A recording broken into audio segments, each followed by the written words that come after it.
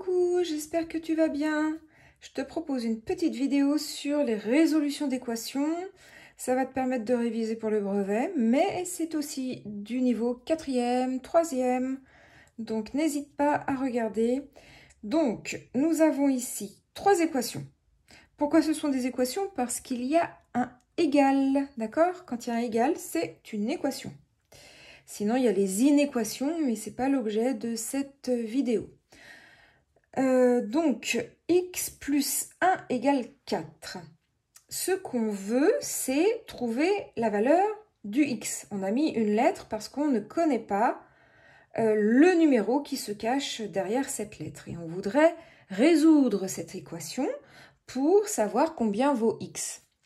Je fais exprès de te faire des longues phrases pour utiliser les termes que va utiliser tes profs pour que tu puisses bien comprendre. Donc, c'est déjà résoudre cette équation. Résoudre cette équation, il va falloir isoler notre x. Isoler, c'est-à-dire qu'il soit tout seul du côté du égal. Donc là, il n'est pas tout seul, il y a le plus 1. Donc le plus 1, il nous ennuie. On aimerait bien qu'il soit de l'autre côté. Comme ça, notre x, il serait tout seul. Donc, ce qu'on va faire, donc là, ici, c'est évidemment très facile. Ça nous fait... Alors, on a x plus 1. Ce qu'on va faire, c'est qu'on va faire moins 1. Tu es d'accord que l'étape d'après, 1 moins 1, ça fera 0. Il n'y en aura plus. Donc, ça sera super, il n'y aura plus que x. Mais on a le droit de faire moins 1 uniquement si de l'autre côté, on fait aussi moins 1. D'accord? Moins 1 égale moins 1.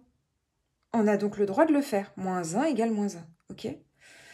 Maintenant, on n'a plus qu'à exécuter. Donc là, on a x. On a dit ici 1 moins 1, il n'y en a plus. Et ici, 4 moins 1 égale 3. Et on encadre notre réponse quand on est en contrôle, quand on est en examen, quand on est en devoir maison. Ça facilite la correction d'avoir notre réponse entourée. Donc, on dit que x vaut 3. Si on fait la vérification, on remplace x par 3. 3 plus 1 égale 4. C'est bon, on a trouvé. Voilà, ça se déduisait facilement, hein, mais c'est vraiment pour comprendre la technique, comment on fait, parce qu'évidemment, après, tu vas voir, ça va se compliquer. Donc là, c'est que des petites choses faciles. X plus 5 égale 0.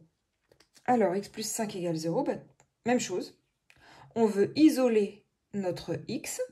Donc, ce qu'on va faire, c'est qu'on va faire moins 5. Donc, des deux côtés. Moins 5 ici, moins 5 de ce côté-là. Après, on n'a plus qu'à exécuter. 5 moins 5, tu es d'accord, ça fait 0, il n'y en a plus. X égale 0 moins 5, ça nous fait moins 5. On encadre notre réponse et on peut aussi vérifier. Donc, moins 5, x remplace moins 5. Moins 5 plus 5, ça fait bien 0. OK.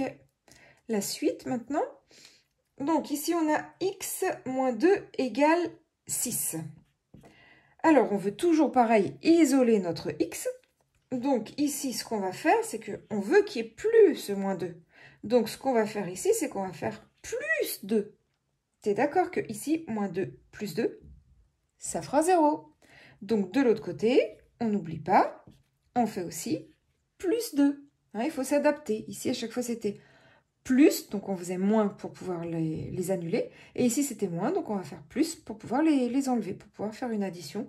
On jongle avec addition, soustraction. Et tu vas voir, ça change un tout petit peu quand il s'agit des divisions, des multiplications. Mais c'est très facile aussi.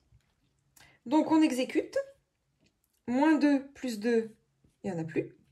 Et ici, 6 plus 2, ça nous fait 8. X doit être égal à 8 pour que 8 moins 2 est égal à 6. On a bien compris, on a bien réussi, on a trouvé.